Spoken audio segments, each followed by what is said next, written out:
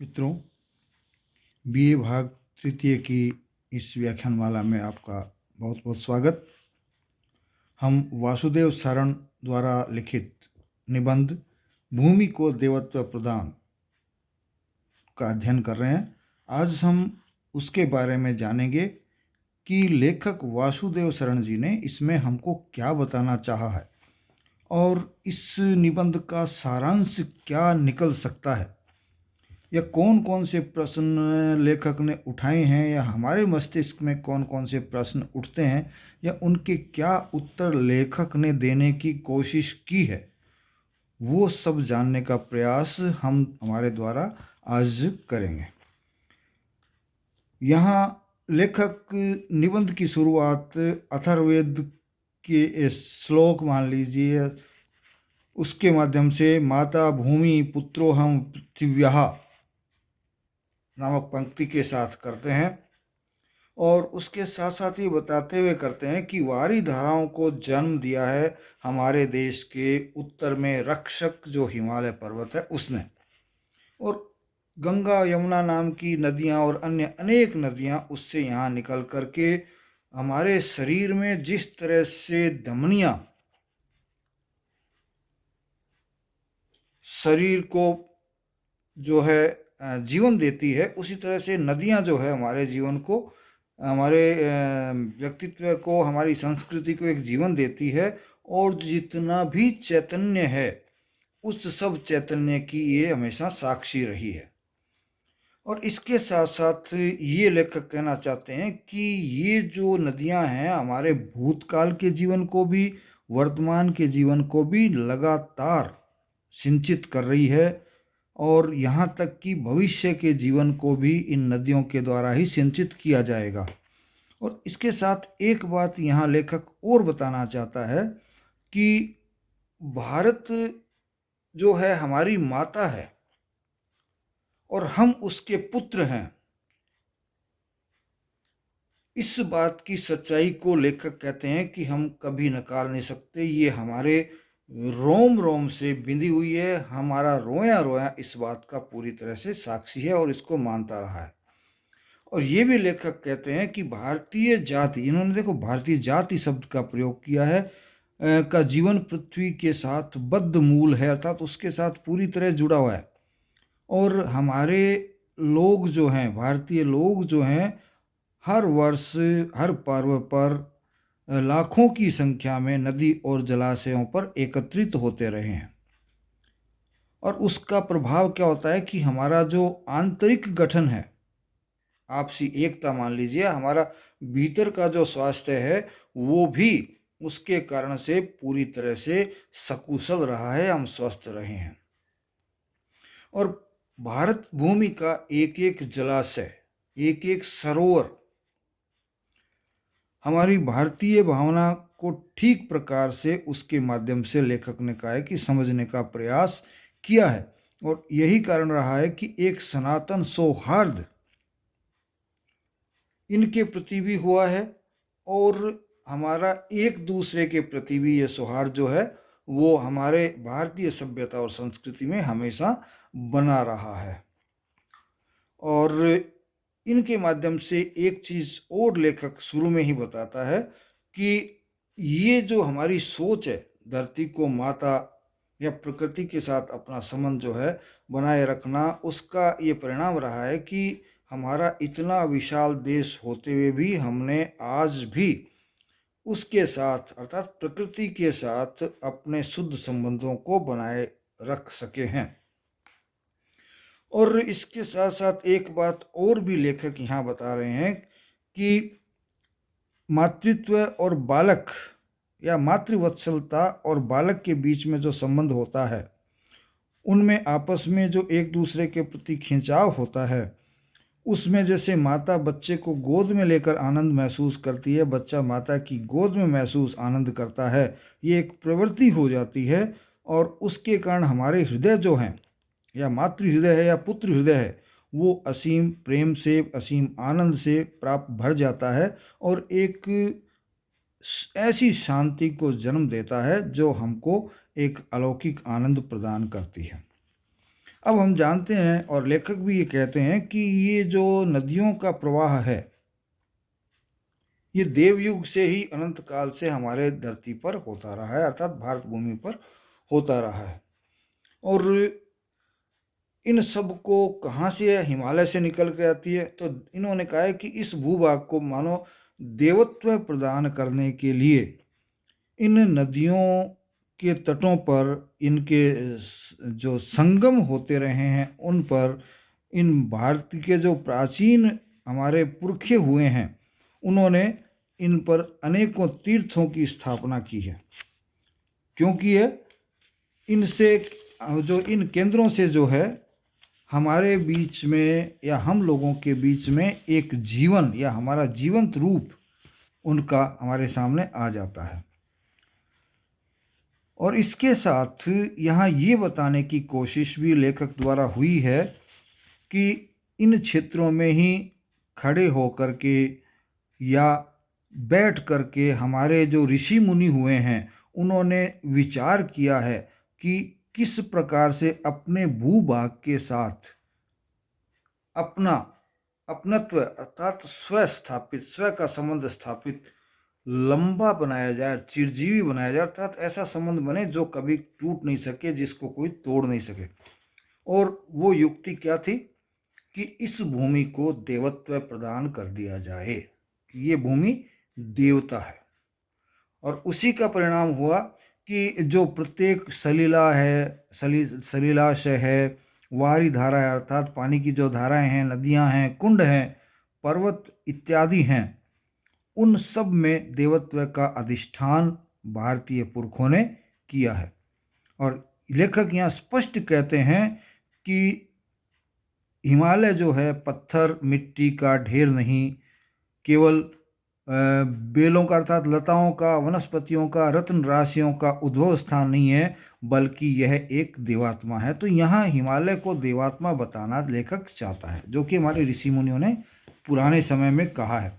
और कालिदास के द्वारा रचित कुंभार संभवम की ये एक उक्ति जो है हमारे सामने रखी है, वो है अस्त्युत्तराश्याम दिशि देवात्मा हिमालयो नाम नगाधिराज है, पूर्वा परो तोय निधो वगाय है, स्थित पृथ्वी एवं मानदंड है। तो इसके माध्यम से लेखक बिल्कुल स्पष्ट कर देना चाहता है कि उत्तर में जो हमारा हिमालय पर्वत है वो देवात्मा है, वो पर्वतराज है, देव स्वरूप है।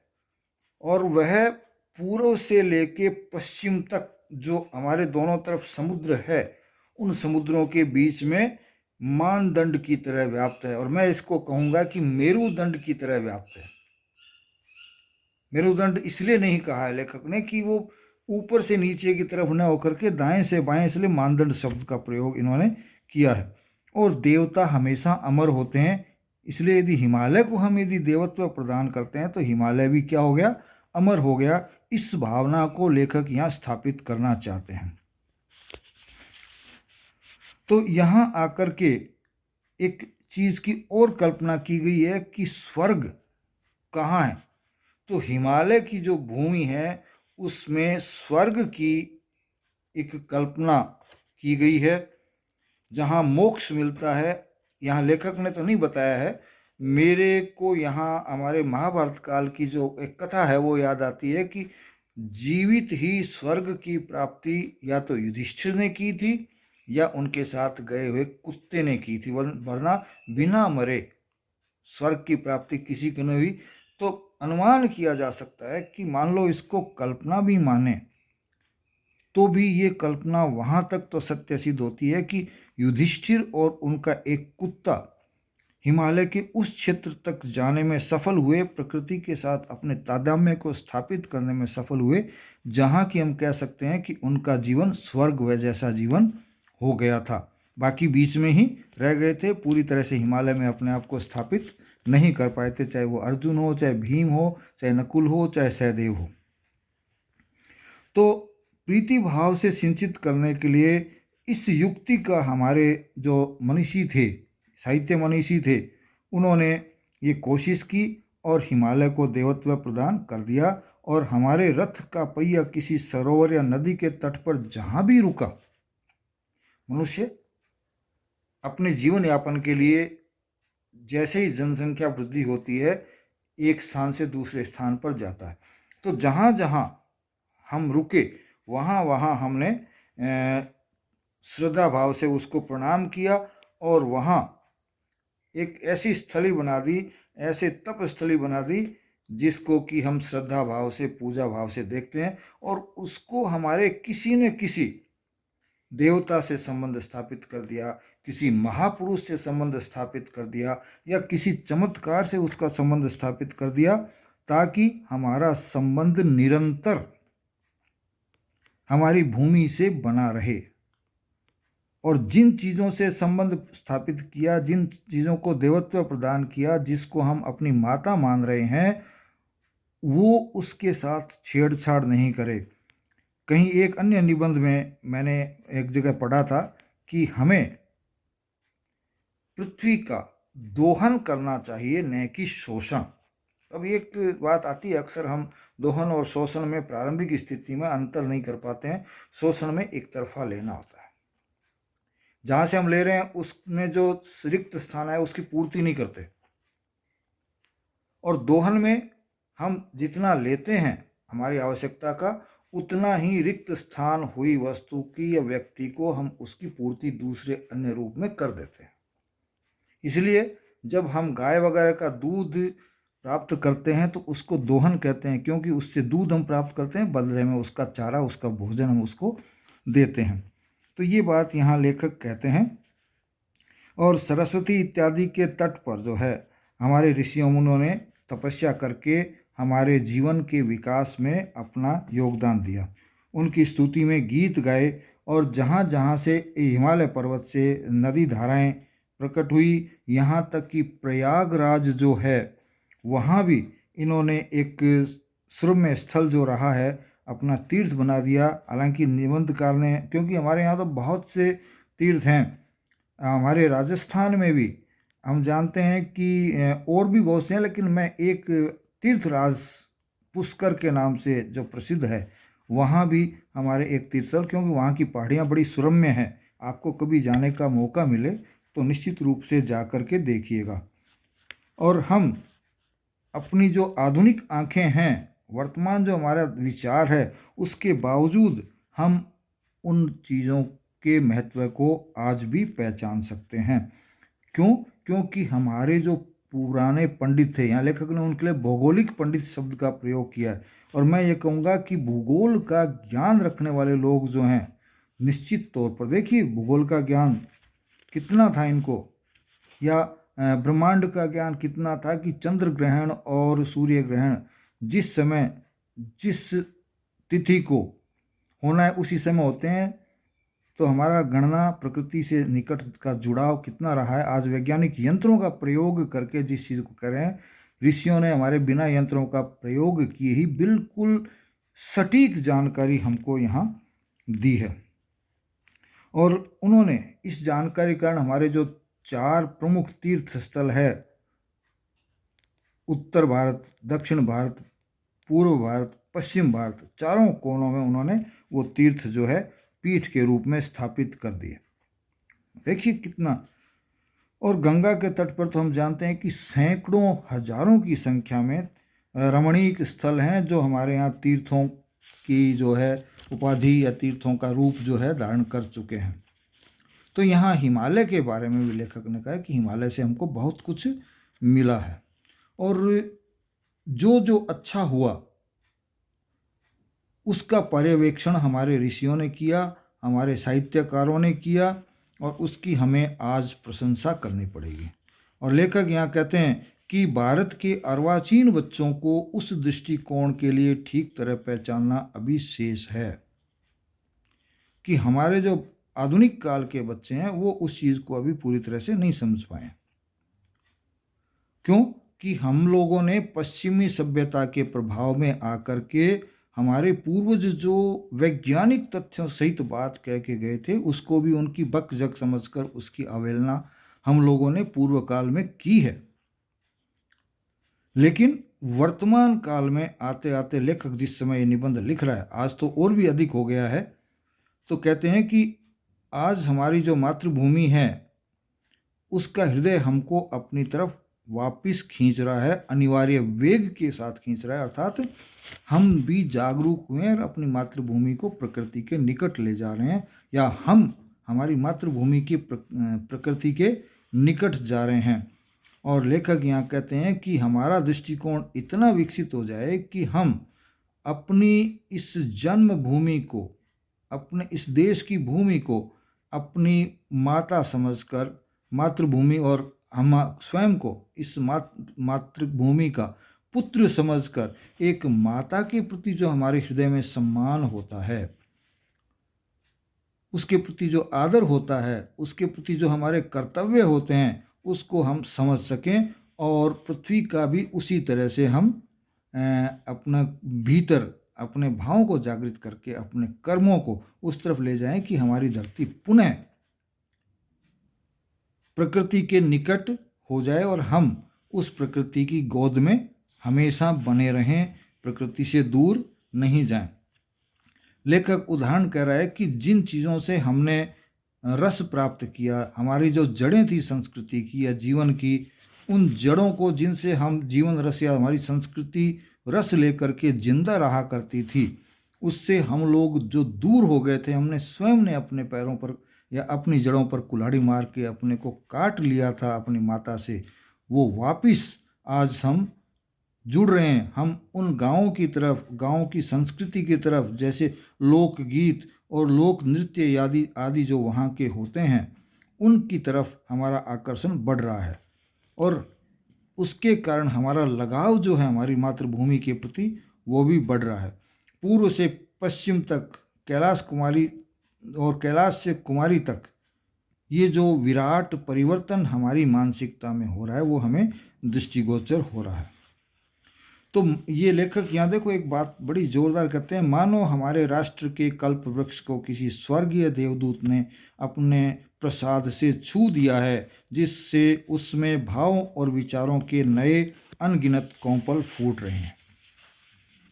तो ये चीज़ लेखक की कल्पना में ऐसा है जैसे कि किसी देवदूत ने आकर के हमको छू दिया है और हमारे में एक नया जीवन पैदा हो गया है, नई कौंपलें हमारे संस्कृति में, हमारे जीवन में पैदा हो रही है, जो कि हमको आगे से आगे बढ़ाती जा रही है। और जो किसी तरह वायु जो आवाज़ करती है, कानों में एक मंत्र सा फूंक दिया है जिसमें एक ही उछा है, एक ही अभिलाषा है, अर्थात एक बार हम अपनी मातृभूमि का सानिध्य प्राप्त कर लें, अर्थात हम हमारी जन्मभूमि के निकट जाना चाहते हैं। इसलिए हम अपनी धरती के बारे में, अपने देश के बारे में, उसका सर्वांगीण परिचय प्राप्त करने के लिए व्याकुल हैं और प्रयत्नशील है। और लेखक इसलिए कहते हैं कि हम लोगों को हमारे देश की यात्रा भी करनी चाहिए। देखिए गांधी गांधी क्यों बने, ये लेखक तो यहाँ नहीं बता रहा है, लेकिन मैंने जो पढ़ा है उसका गांधी गांधी क्यों बने, क्योंकि गांधी गांधी तब बने जब उन्होंने पूरे भारत की यात्रा की और भारत को देखा, जाना, समझा, और तभी वो महात्मा कहलाए और या भारत के पिता कहलाए। और प्रत्येक लेखक कहते हैं कि तृण या लता के पास जाकर उसका परिचय पूछेंगे और उसका जो स्वरूप है, उसका जो रूप है, उसकी प्रशंसा का एक महात्म्य बनाएंगे, महात्म्य बनाएंगे। और यही लेखक आकांक्षा रखते हैं कि बहुत शीघ्र इस परिवर्तन के लक्षण हमारे दृष्टिपथ पर आ रहे हैं। हमारे वन पर्वतों की गोस्पद और अगोस्पद भूमियाँ फिर इस वैदिक महानाद से गूंज उठेगी और नीचे अथर्ववेद की एक पद के माध्यम से यहाँ लेखक अपने इस निबंध को समाप्त करते हैं। जैसे माता भूमि है, पुत्रोहम पृथिव्यः, नमो मात्रे पृथिव्यः, नमो मात्रे पृथिव्यः। इसी के साथ वो अपने निबंध को समाप्त यहाँ कर देते हैं। तो ये उसका हो गया सार संक्षेप। अब इसमें कुछ विचार हमारे सामने आते हैं निकल कर के। मैंने हालांकि इसमें आ गया है संक्षेप में, फिर भी एक एक दो दो पंक्ति में हम चर्चा कर लेते हैं कि लेखक इस निबंध का सार तो हमने देख लिया। तो दो तीन चीज़ें इसमें आती है, जैसे हमारी तटीय सभ्यता, नदियों के तटों पर हमारी सभ्यता जो है वो अधिक विकसित हुई। जलाशयों इत्यादि पे हमने तीर्थ स्थान स्थापित किए, तो क्यों किए, और हम भूमि को देवत्व प्रदान क्यों करते हैं, या हिमालय को देवत्व प्रदान क्यों करते हैं, और हमारी मातृभूमि से जो हमारा परिचय है वो नए रूप में हम क्यों प्राप्त करना चाहते हैं। अब यहाँ मैं नया रूप इसको नहीं कहूँगा, पुनर्नवीकरण का इसको नाम दूंगा, क्योंकि पहले हम हमारे मातृभूमि से परिचित थे, लेकिन बीच में एक अंधकार काल आया जिसमें हम अपने संस्कारों से, अपनी सभ्यता से, अपनी संस्कृति से दूर हो गए थे या वंचित हो गए थे। इसके साथ साथ एक संदेश जो लेखक इसमें देना चाहता है उसमें ये है कि हमारे जो तीर्थ स्थल हैं उसको हम देवतुल्य समझें, और हमारी जो प्रकृति है उस प्रकृति को जो है उसके साथ हमारे भाव सौहार्दपूर्ण हों, उनसे संबंध हमारे निकट के हों, हम उनसे अपनापन जो है स्थापित करके रखें और उनको कोई नुकसान नहीं पहुंचाएं। उनसे कोई चीज़ लें तो इस तरह से लें कि प्रकृति को कोई नुकसान नहीं हो, और अपनी जड़ें हम खुद न काटें। चूँकि हिमालय की तुलना भी वो देवता से करना चाहते हैं ताकि हम हमारी प्रकृति की रक्षा कर सकें। और सबसे बड़ी बात जो यहाँ लेखक कहना चाहते हैं अंत में वो आ जाती है कि हम अपने कृत्रिम जीवन को छोड़ करके वापस प्रकृति की ओर अपने जीवन को ले जाएं। तो इस तरह से निबंधकार इसमें अपनी बात कहना चाहता है, वो कहने में पूरी तरह से सफल रहा है। अब हम कह सकते हैं कि यही रहेगा। और इसके साथ साथ इसमें जहाँ तक शैली का सवाल है या भाषा का सवाल है उसके बारे में हम कह सकते हैं कि भाषा निबंधकार की बड़ी सरल रही है। हालांकि इसमें इन्होंने संस्कृत निष्ठ शब्दों का प्रयोग किया है, लेकिन उसके बावजूद भाषा कठिन हुई है। हाँ, कहीं कहीं ये भाषा कठिन हो जाती है, लेकिन वो कठिनता हमको इतनी कठिन नहीं लगती या इतनी क्लिष्ट नहीं लगती कि हम इस निबंध को समझ नहीं पाएँ। भाषा सरल है, सुबोध है, और इसके साथ साथ स्थानीय शब्दावली का प्रयोग भी निबंधकार ने इसमें किया है। और जहाँ तक शैली का सवाल है, इस शैली में निबंधकार गंभीर विषयों पर विचार करते हुए भी दिखाई देते हैं। तो हम कह सकते हैं कि विचारात्मक शैली भी है, विविध बिंदुओं पर गवेषणा करते हुए दिखाई देते हैं, तो हम कह सकते हैं कि शैली गवेषणात्मक भी चलती है। और इसके साथ साथ जगह जगह लेखक उदाहरण देते हैं, तो हम कहते हैं उदाहरण शैली का प्रयोग भी किया है। तो कहीं कहीं जहाँ कठिन विषय है वहाँ लेखक व्याख्यान के रूप में समझाने की कोशिश करते हैं, तो हम कह सकते हैं व्याख्यात्मक शैली का प्रयोग भी किया है। तो इस एक निबंध में ही 2-3 प्रकार की शैलियों का प्रयोग लेखक द्वारा किया गया है। इसी के साथ आज का ये व्याख्यान या आज की हमारी वार्ता यहीं समाप्त होती है। जय हिंद, जय भारत।